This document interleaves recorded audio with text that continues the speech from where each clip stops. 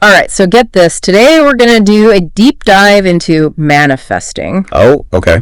I know what you're thinking. Yeah. It can sound a little, woo-woo. Right. But the episode we're looking at today actually claims it's more about science than magic. Interesting. It's called The Alchemy of Abundance. Okay. From a podcast called The Manifestation Chronicles. Gotcha. And they're making some pretty bold claims, about how you can align your thoughts and your actions to achieve your goals. So I'm curious, when you hear that, are you more skeptical? I think I'm leaning more towards intrigued. I think the idea that we can shape our own reality by harnessing the power of our minds is super fascinating. It is. And I think this episode that we're looking at does a pretty good job of kind of breaking that down. Yeah. They define manifestation as basically getting your thoughts and your emotions and your actions all pulling in the same direction towards what you want to achieve. That makes sense. Yeah. But how do you actually do that? Right. They use this story about a woman named Clara, right? They do, yeah. To kind of illustrate this. Yes. And I think her story is a really good example of the emotional side of this whole thing. Mm-hmm. So Clara was a single mom and working multiple jobs. Wow. And she was constantly feeling this pressure of never having enough. Yeah. And it wasn't even just about a lack of money. Right. It was more about the stress and the anxiety and just the feeling of being trapped in this cycle of scarcity. I think that feeling of scarcity is something that a lot of people can relate to. Totally. Even if it's not always specifically about finances. Right. It's just that sense of not having enough time or energy or resources to do the things that you really want to do. Exactly. And the episode is arguing that the first step to manifesting abundance is to shift out of that scarcity mindset. Okay. And Clara, even though she was initially skeptical, she decided to give it a try. Okay. She was going to try applying this thing called the law of attraction. Okay. Which is this belief that positive thoughts attract positive outcomes. So she starts visualizing herself living a more abundant life. Exactly. I know that's a common technique. But I'm curious about what did she do beyond just picturing things differently? So she actually began by just changing her self-talk. Oh, okay. So instead of constantly saying things like, I can't afford this, or I'll never get ahead, she started asking herself, how can I afford this? Interesting. What steps can I take to create more financial freedom? It's a subtle shift. It is. But it kind of changes the whole energy of the situation. Exactly. And it's almost like she's opening herself up to possibilities instead of shutting them down with negativity. Right. And that's where the action part comes in. Okay. It's not just about wishing for things to just magically appear. Yeah. It's more about creating the conditions for abundance to flow into your life. Mm-hmm. And Clara took that question how can I? Yeah. And she started brainstorming solutions and researching opportunities and taking these small steps to improve her situation. So it sounds like it's not just about thinking positive thoughts. No. It's about aligning your actions with those thoughts. 100%. And the episode is emphasizing that those actions, even if they seem small at first, can create this ripple effect. Interesting. One thing that Clara did was she started practicing gratitude. Okay. For what she already had, even in the midst of her struggles. Okay. And this helped her to cultivate a more positive outlook. Right. Which then fueled her motivation to keep taking action. Okay, so she's shifting her mindset. She's taking action. Yeah. And she's practicing gratitude. Exactly. And they actually call gratitude a magnet for abundance, right? They do. I'm curious to hear your take on this. Do you think gratitude really has that kind of power? You know what I think is so fascinating about this? Is that there might actually be some psychological truth to this idea. Okay. When you focus on the good in your life, you naturally just feel more positive, more optimistic. Yeah. And that positive energy can have a real impact on your actions and the opportunities that you attract. So we're seeing how this shift in her mindset coupled with action and gratitude really started to turn things around for Clara financially. But the episode also hints that manifesting isn't just about money, right? Absolutely. What I think is so interesting is that the principles that they lay out that apply to so many different areas of life. Yeah. Like what? Give me an example. Okay, think about relationships. Okay, yeah. That's something that a lot of people are looking for. Right. Deeper connections. Yeah. More fulfilling relationships. So how would manifesting play a role there? Okay, imagine you're feeling lonely. Yeah. Disconnected. Mm-hmm. Maybe you've had some bad experiences in the past. Okay. And you're starting to believe that, like, yeah, you're just not meant to find love. Oh. Or close friendships. Yeah. That's like a classic scarcity mindset. Yeah, I think we've all been there at some point. Totally. You know, that feeling of, I'm not good enough. Right. Or I'm always going to be alone. Yeah, and that's exactly where the work begins. Okay. The first step, yeah, just like with Claire's financial situation, is to shift that mindset. Okay. Instead of dwelling on what you lack, yeah, you start focusing on the abundance of love that already exists. Okay, so appreciating the connections you already have, even if they're not, like, the romantic kind of, like the love you have for your family, your friends, even your pets. 100%. It's all about yeah, recognizing and appreciating those forms of love. Right. Because that helps you cultivate yeah, that feeling of abundance, which then makes you more magnetic okay, to the kinds of relationships that you want. So you're shifting your internal state from I'm lacking love to I am surrounded by love. Exactly. But how does that, like, translate into action? So inspired action in this case. Okay. Might involve putting yourself out there more. Okay. Maybe joining a club. Right. Or a group where you can meet like-minded people. Yeah. Or you sign up for a dating app. Yeah. Or you just make an effort to be more social. Yeah. More open to connecting with others. So it's not about sitting around waiting for Prince Charming or your soulmate to just magically appear. Exactly. It's about taking steps yes, to create opportunities for those connections. 100%. And this whole concept can be applied to, like, personal growth as well. Okay, like how? Let's say you want to become more confident. Yeah. Instead of focusing on your insecurities, right, all those times you felt awkward, yeah, or self-conscious, you start affirming your strength. So things like, I am capable. Yes. I am worthy. Yeah. I am powerful. Exactly. It's about consciously shifting that internal dialogue from self-criticism to self-empowerment. And then just like with the relationships you take, inspired action. Yes. That supports that new belief. Exactly. So maybe you enroll in like a public speaking course. That's a good one. Or you start setting small goals. Yeah. And celebrating each accomplishment as you're like building up your confidence muscle. Yes, I love that. It makes it feel like something you can actually like develop and strengthen over time. Right. Not something you just either have or you don't. That's the whole point. Right. It's about recognizing that you have agency in shaping your reality. Okay. And what I think is so exciting is that these principles can be applied to almost any area of life. Wow. Health, creativity, career goals. Right. It's all about aligning your thoughts, feelings, actions. It is. To move towards what you truly desire.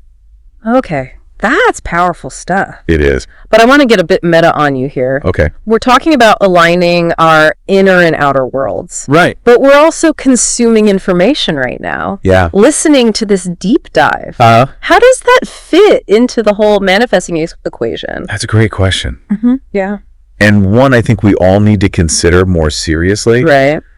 We are like bombarded with information constantly. Yeah. And a lot of it is designed to make us feel inadequate. Right. It's like buy this product to be happy, or you're not doing enough, or the world is a scary place. Exactly. So if we're trying to manifest a more positive reality, we need to be mindful of the messages that we're feeding our minds. It's like curating our information diet. Yes. Just like we curate our food choices. Exactly. So being selective about the news we consume, the social media accounts we follow, even the conversations that we engage in. 100%. We need to be conscious of the ingredients that we're consuming. Mentally and emotionally. Right. Because those ingredients ultimately shape our thoughts, our feelings and actions. It makes total sense. If you're constantly consuming negativity, it's going to be a lot harder to maintain that positive mindset. Exactly. And attract the good things you're trying to manifest. 100%. And this brings us to another really crucial aspect of manifesting,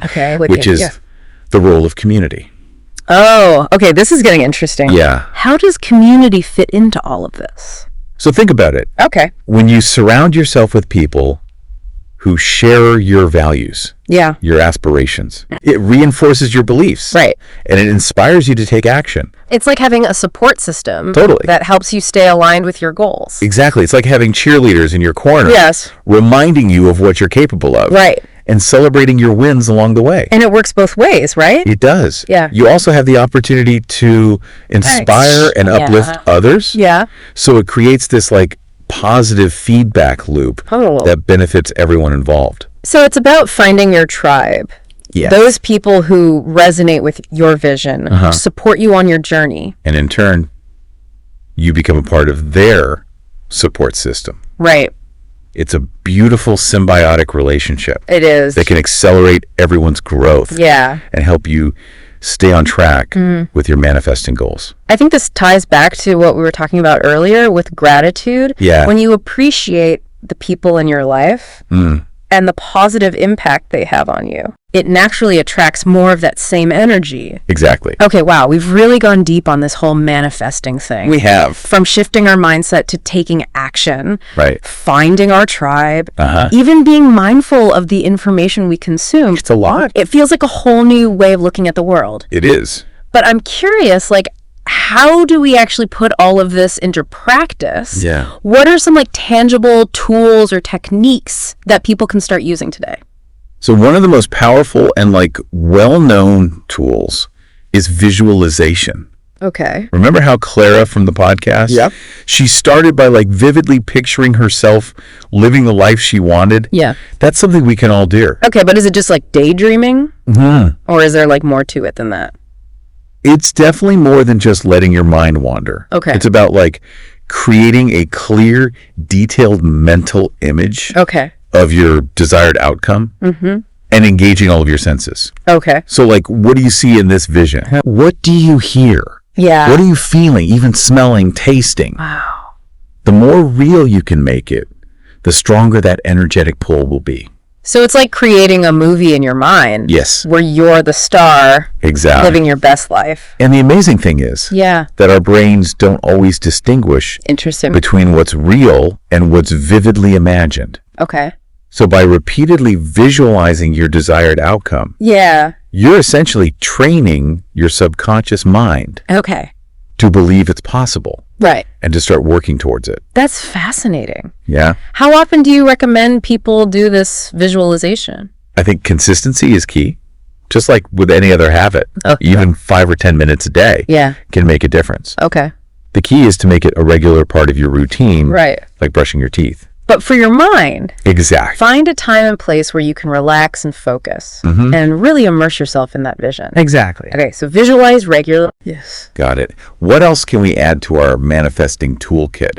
So affirmations are another really powerful tool. Okay. These are positive statements that reinforce your desired beliefs and outcomes. Oh, okay. So instead of saying things like, I'm always broke, or I'm not good at relationships, you consciously choose to say things like, I am a money magnet attracting abundance into my life. Interesting. Or I am worthy of love and connection. It's about like consciously shifting that internal dialogue. Yes. Right? Replacing those negative limiting beliefs with empowering positive ones. Yes, because if you're constantly telling yourself you can't do something, you're probably right. Yeah.